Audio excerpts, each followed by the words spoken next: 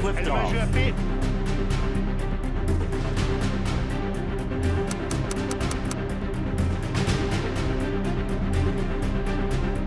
With the launch of the James Webb Space Telescope on Christmas Day 2021, cosmology will never be the same again. Since it first opened its impressively sharp, high-resolution infrared eyes, James Webb has looked back at some of the earliest stages of the universe. It has gathered sharp, clean, and beautiful information about how stars and galaxies formed in the early universe, as well as information about how planetary systems, like our own solar system, formed. But in a way, James Webb was almost too good. He was so much better than anyone had hoped or expected. With Webb, astronomers thought they might find a few of these young galaxies, but not so many. Webb's views, which were never before this deep, showed a huge surprise. A bunch of galaxies that were formed way too early. These galaxies were too big, bright, and numerous to understand even in the earlier times. Some of them are even older than the universe itself. We didn't expect what James Webb saw based on the standard model of astronomy, which is called lambda cold dark matter. That is, James Webb's discoveries could change the way we think about the past of the galaxy. Is the Big Bang and all of current astronomy in danger? Come with us as we talk about how James Webb just found huge structures that might go against what we think we know about the world. We have an idea of what we think we will see as we look farther and farther into the world. At some point, we should find the first and oldest, big, bright, and luminous galaxy. As we get closer to that limit, the number of galaxies should quickly drop. Before that, we should only find galaxies that are smaller and less developed. Until we find the very first one, the number and density of those galaxies should go down.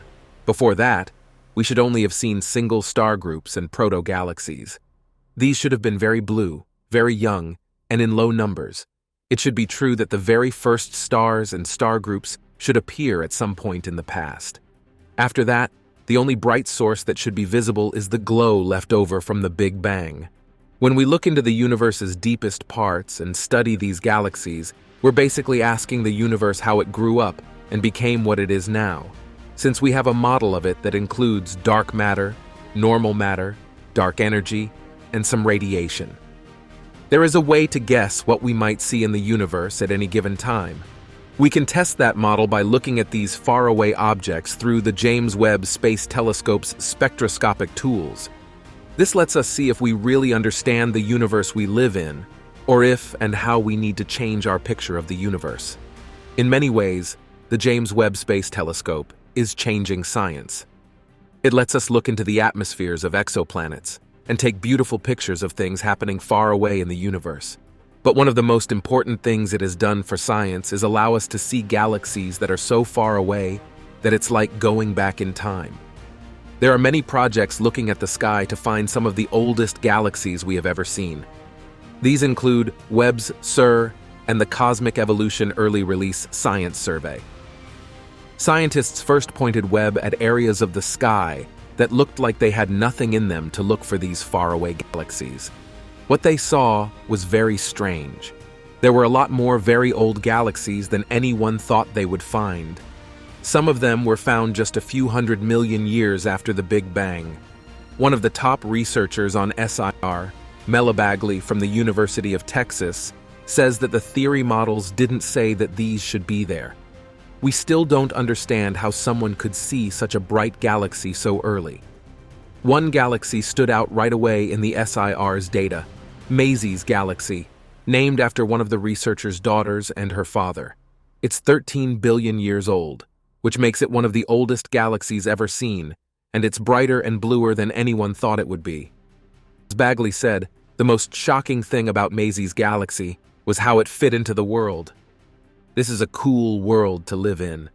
A lot more galaxies are out there than we thought. Because its devices work in the infrared range, Webb can find galaxies that are very far away. Previous to this, only a few very far away galaxies had been found by the Hubble Space Telescope, which mostly works in the wavelength of light that our eyes can see. However, as the universe expands and galaxies move farther away from us, their light moves toward the red end of the spectrum. This is known as redshift. Researchers who study the early universe are interested in galaxies that are very far away. The light from these galaxies has been redshifted so far that it can only be seen in the infrared range. Hubble's tools had to work hard to find even a few of these galaxies. Webb, on the other hand, was able to find many of them very quickly, just a few days after it started doing science. Scientists usually talk about these galaxies in terms of how long they have been around instead of how far away they are.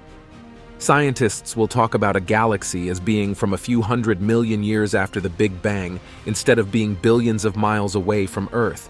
That's also because the universe is expanding, which makes it hard to describe distances in a sensible way because the frame of reference is always moving. Galaxies like Maisy's galaxy, which is said to be 13 billion years old, are examples. The light from the sun has traveled 13 billion years to reach us. But if we could see Maisy's galaxy now, it would be much, much farther away because the universe has kept growing and gotten bigger. The time the light has spent traveling to us gives us more concrete information about when in the universe we're observing these galaxies. Initial estimations of the redshift and thus the age of Maisy's galaxy were based on photometry, which works by analyzing brightness in images while using a small number of wide-frequency filters. These calculations suggested the galaxy had a redshift of 11.8, but Finkelstein and the SEER team wanted a more accurate age estimation. To do this, they made follow-up observations with James Webb's Near-Infrared Spectrograph, or NSPEC for short. This allowed Finkelstein and colleagues to look at spectral lines created in light data dictated by the absorptions and emissions of chemical elements at specific wavelengths. From there, they could pinpoint the actual redshift of Maisy's galaxy. It appeared to be 11.4. This means Maisy's galaxy is technically seen more recently in the universe than initially estimated by a factor of tens of millions of years. Nonetheless, it is still considered immensely old. The James Webb captured the galaxy as it was just 390 million years after the Big Bang. This impressive age places Maisy's galaxy among the 4 oldest galaxies in the universe that have had their ages confirmed by spectroscopy, a technique that splits light into its component frequencies to better reveal its brightness, heat, and chemical composition. While such galaxies don't yet pose problems for leading models of cosmology, they suggest galactic formation began earlier and proceeded faster than expected in the universe, which theorists had previously predicted began churning out galaxies at the ripe age of 1 billion years after the Big Bang. As Fabio Pacucci of the Harvard-Smithsonian Center for Astrophysics said, "We're seeing a rise of massive galaxies faster than we thought." Before, scientists thought that some of these early galaxies were only tens of millions of years old. This could have effects on the halos, which are large structures of dark matter that shaped early galaxies, as well as on the nature of dark matter particles themselves.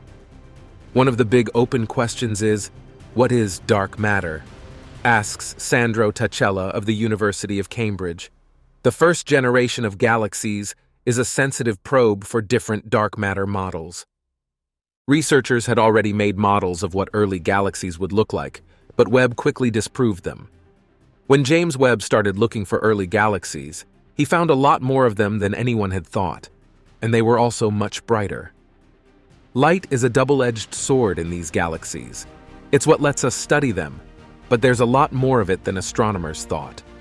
Jorge Moreno, an associate professor of astronomy at Pomona College, says, "It's like going to kindergarten and seeing a teenager." Also, today most galaxies are split into 2 types, spirals and ellipticals. Spirals are disc-shaped with arms of dust and gas, and ellipticals are more like spheres of smooth light.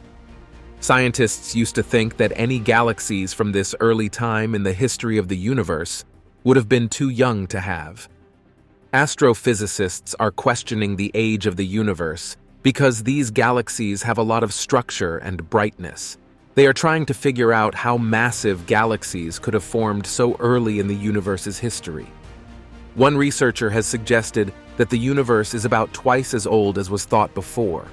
They raised the age of the universe from about 13.8 billion years old to about 26.7 billion years old.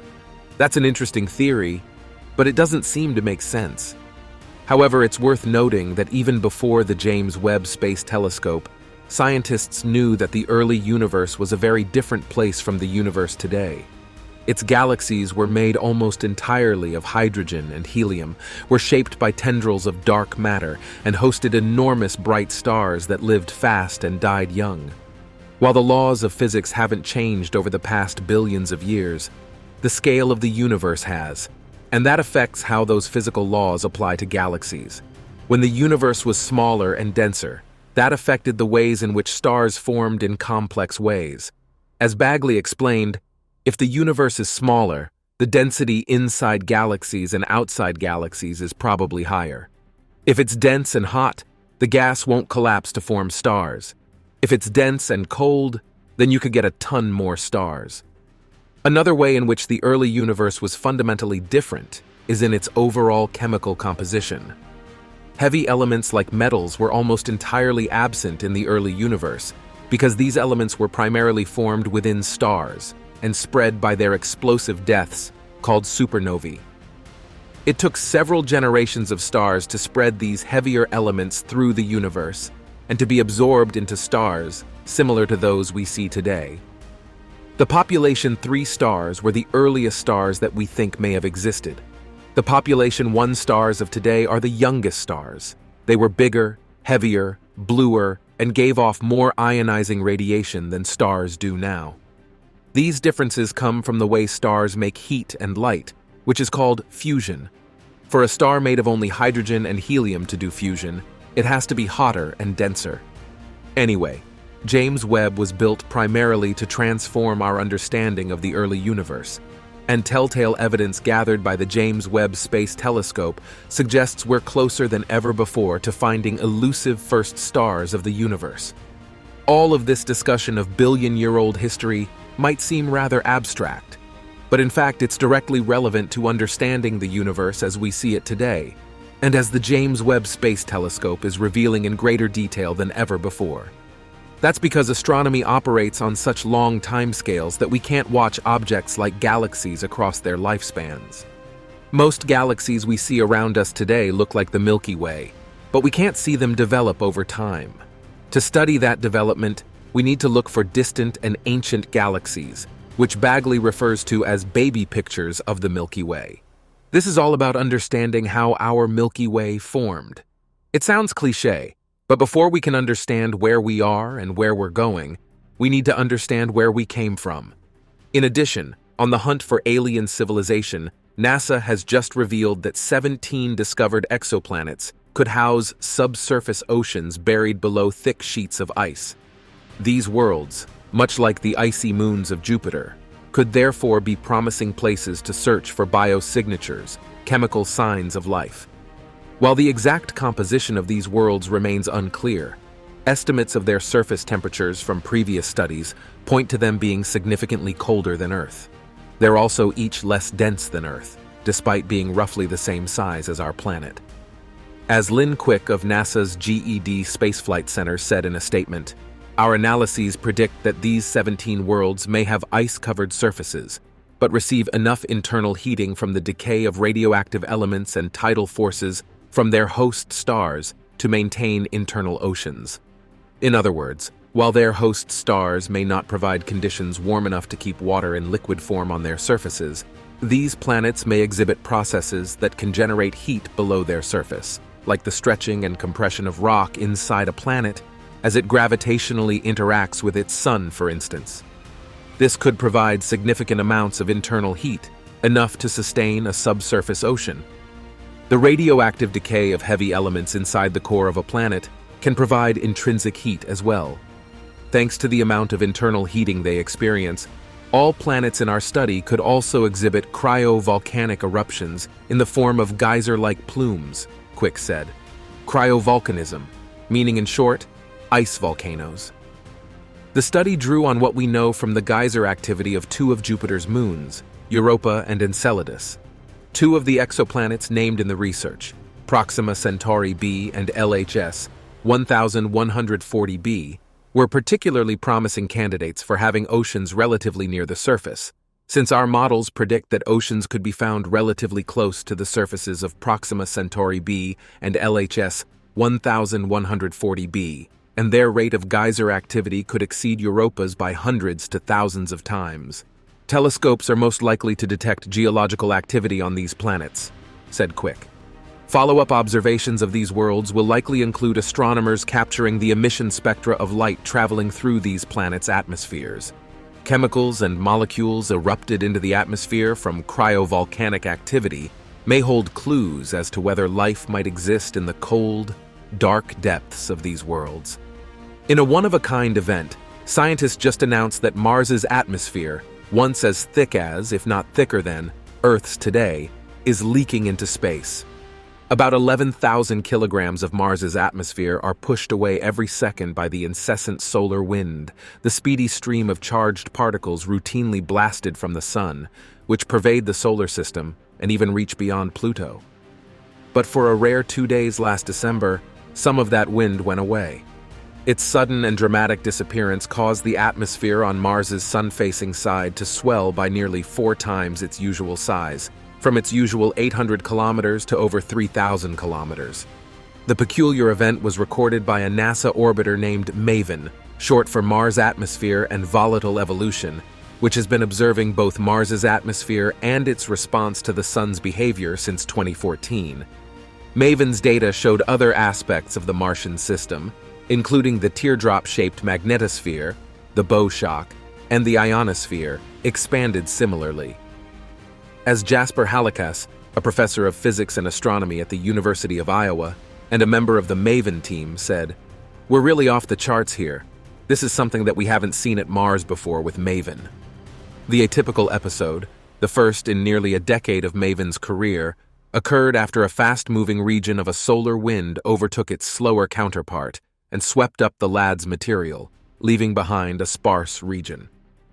The emptied storm reached Mars on December 25, 2022, giving scientists a thrilling front-row seat to watch the planet's atmosphere balloon out the way it might have been if it were circling a less windy star. According to Halikas, who is leading a new study, this was a Christmas present for us. Nature set up this perfect science experiment. With MAVEN's data of the unexpected dynamics on Mars, Halikas and his colleagues studied how extreme solar events and their absence influence the planet's atmosphere, an insight valuable to understanding its evolution. The findings also have implications for our understanding of Earth-like planets outside our solar system and how they interact with their host stars, the team shared on Monday. We could look under the hood at what physics is going on, how the dynamics are working, and really get a sense of those details, said MAVEN team member Skylar Shaver of the Laboratory for Atmospheric and Space Physics in Boulder. 2 days after the almost vacant storm passed Mars, the atmosphere around the red planet settled down to its original state once again, but not before bouncing a little like a jiggling plate of jello. A similar storm struck Earth in 1999 when our planet's atmosphere grew to 5 times its normal size. But there aren't often orbiting spacecraft positioned as well as MAVEN is now to study such events, the new atlas reported. Shannon Curry, the principal investigator for the MAVEN mission, suspects events like this were common during Mars's early evolution, 3 to 4 billion years ago, when our sun was more fiery than it is now, and perhaps blasted out storms once a week or even every day. Such extreme events were likely responsible for parching the red planet, a world scientists presume once hosted liquid water and offered conditions friendly toward life. Extrapolating the latest MAVEN data to study Mars's evolution through time could shed light on how much its atmosphere eroded away and how fast the planet dried up, Curry said. Curry added events like this may occur multiple times in the next 2 years as the sun's activity climbs to its peak, expected to occur in July 2025, if not late next year. Last but not least, as a piece of good news, the Hubble Space Telescope, following a string of setbacks concerning one of its directional instruments, has now resumed its job of capturing deep space images. NASA confirms that in a statement posted to the Hubble Space Telescope blog. The telescope's issues all began on November 19th, when one of the iconic observatory's 3 gyroscopes, a trio that lives on from an original set of 6, began providing faulty readings. In general, gyroscopes are devices that use either circulating beams of light or rapidly spinning wheels to help scientists make sure an object is facing the direction they want it to face. Incorrect gyroscope readings on the Hubble telescope, as you might imagine, can drastically affect scientific measurements. To image a specific spot in deep space with the Earth-orbiting telescope, you'd have to make sure it's actually facing that spot in deep space. Thus, Hubble entered safe mode on November 19th, something that's programmed to happen automatically when certain issues arise with the observatory. The team, however, was able to bring it back online the following day, but things weren't looking good shortly after when gyro issues sent Hubble into yet another safe mode situation on November 21st. The team brought Hubble back once more shortly after that, only for the beloved telescope to retreat into its dark corner once again on November 23rd. That most recent safe mode entrance was slightly worrying as it persisted for longer than the previous two dips. It wasn't too worrying though because, first of all, this isn't the first time Hubble's gyros have raised issues leading to a shutdown. Secondly, and maybe most importantly, the observatory can actually function with only one gyroscope. The team just uses 3 because it maximizes efficiency. Though it's been over 3 decades since Hubble began exploring the vibrant reaches of our universe, and though a new observatory in town has been catching most of the spotlight recently, this Reynolds WAP-looking telescope is surely not finished yet. That's all the information that we have for you today. Don't forget to give us a thumbs up if you enjoyed today's episode, subscribe if you haven't already, and hit the bell so you never miss out on future episodes. Be sure to also tell us what you think about today's content. Everyone's support motivates us to continue delivering quality content and to always improve. As always, thanks for watching, and we will see you next time.